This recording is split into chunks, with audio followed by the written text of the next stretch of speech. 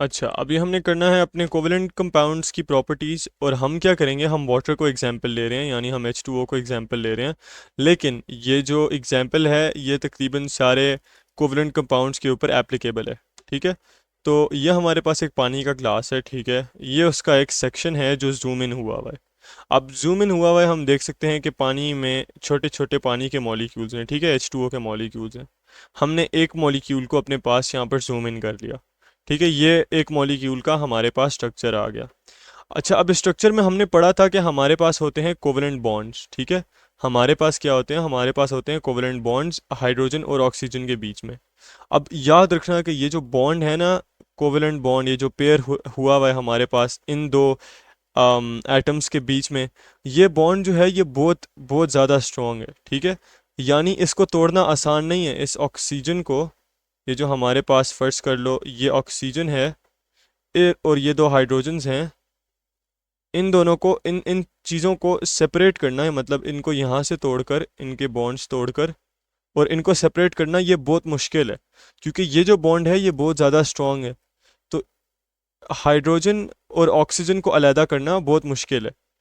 ठीक है, लेकिन साथ ही साथ एक और यहाँ पर है हमारे पास चीज़ ये हो रही है कि जो हाइड्रोजन, सॉरी, जो वाटर मॉलिक्यूल्स हैं, जिस तरह ये एक मॉलिक्यूल है, ये एक मॉलिक्यूल है, ये एक मॉलिक्यूल है, और ये एक और मॉलिक्यूल है, इनके बीच में जो फोर्स है ना, जो इनको पुल टुगेदर करके रख रही है, वो बहुत वीक है। ठीक है, उसको हम कहते हैं इंटरमॉलिक्यूलर फोर्स। वो इनके इंडिविजुअल मॉलिक्यूल्स के बीच में जो है ना, वो बहुत वीक है, जिसकी वजह से क्या होता है कि कोवेलेंट कंपाउंड्स जो होते हैं उनका लो मेल्टिंग या बॉइलिंग पॉइंट होता है। इसी तरह सारे कोवेलेंट कंपाउंड्स में हमें पता है हमारे पास मॉलिक्यूल्स तो होते हैं। तो अब वो मॉलिक्यूल्स जो होते हैं वो ऑब्वियसली, एक अकेला मॉलिक्यूल तो वाटर नहीं बनाएगा ना, या एक अकेला मॉलिक्यूल कह लो हाइड्रोजन गैस तो नहीं बनाएगा ना, या एक अकेला मॉलिक्यूल कोई दूसरा सब्सटेंस तो नहीं बनाएगा। सारे मॉलिक्यूल्स जो है ना, वो साथ आते हैं, ज्वाइन करते हैं, और उनकी ज्वाइनिंग से फिर जो है ना, हमें रियल लाइफ में कोई सब्सटेंस नज़र आता है। तो अब होता क्या है कि वो जो इंडिविजुअल मॉलिक्यूल्स हैं उनके बीच में जो फोर्स ऑफ अट्रैक्शन है वो बहुत कम है।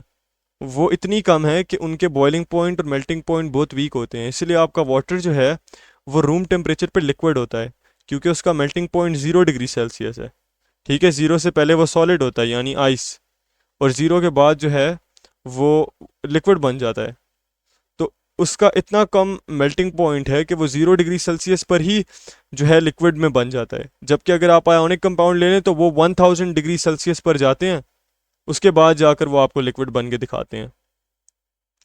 तो उधर हमारे पास क्या होता है, उधर हमारे पास ये होता है कि जो आयोनिक कंपाउंड्स होते हैं उसमें बेसिकली जो आयंस होते हैं, इंडिविजुअल आयंस, जिस तरह ये पॉजिटिव ये नेगेटिव, इनके बीच स्ट्रॉन्ग इलेक्ट्रोस्टैटिक फोर्सेस होती हैं। चार्जेस की वजह से ये पॉजिटिव और ये नेगेटिव आपस में एक दूसरे को अट्रैक्ट करते हैं। लेकिन यहाँ पर उस तरह के तो कोई चार्जेस वगैरह नहीं है इनके बीच, इसलिए जो अट्रैक्शन है वो बहुत वीक होती है, और ये आपस में एक दूसरे को स्ट्रांगली होल्ड नहीं कर सकते। उसकी वजह से क्या होता है कि इनके लो मेल्टिंग और लो बॉइलिंग पॉइंट्स होते हैं। अब उस बात का ये मतलब नहीं है कि ये वाला बॉन्ड वीक है। ठीक है, ये इस मॉलिक्यूल में ये वाले बॉन्ड्स बहुत स्ट्रांग हैं। मसला क्या है, मसला ये है कि ये बॉन्ड स्ट्रांग हों भी सही तो कोई फ़र्क इतना ख़ास नहीं पड़ता। वो इसलिए क्योंकि एक मॉलिक्यूल ने वाटर बनाना नहीं है। ठीक है, मॉलिक्यूल्स जब आपस में कंबाइन होंगे तब हमारे पास वाटर बनेगा, और उन मॉलिक्यूल्स ने आपस में जुड़ के रहना है। एक मॉलिक्यूल की तो कहानी है नहीं यहाँ पे, एक मॉलिक्यूल का बॉन्ड तो इधर मैटर ही नहीं कर रहा, इधर सारे मॉलिक्यूल्स ने मिलकर वाटर बनाना है।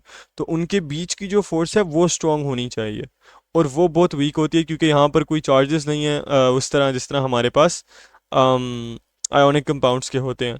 अब ए लेवल्स में जाकर आप पढ़ेंगे कुछ फोर्सेस के बारे में, इंटरमॉलिक्यूलर फोर्सेस, और आप पार्शियल पॉजिटिव्स और पार्शियल नेगेटिव्स के बारे में पढ़ेंगे। लेकिन यहाँ पर अभी एट दिस स्टेज आपको बस इतना पता होने की ज़रूरत है कि इनकी जो इंटरमॉलिक्यूलर फोर्सेस हैं वो बहुत वीक हैं, और इनके उसकी वजह से मेल्टिंग और बॉइलिंग पॉइंट्स बहुत लो होते हैं। उसके बाद दूसरी बात क्या है कि अब इनके पास कोई फ्री चार्जेस नहीं है।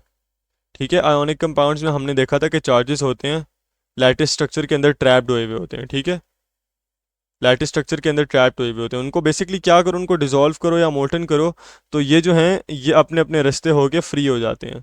अब ये फ्री हो गए हैं मूव करने के लिए।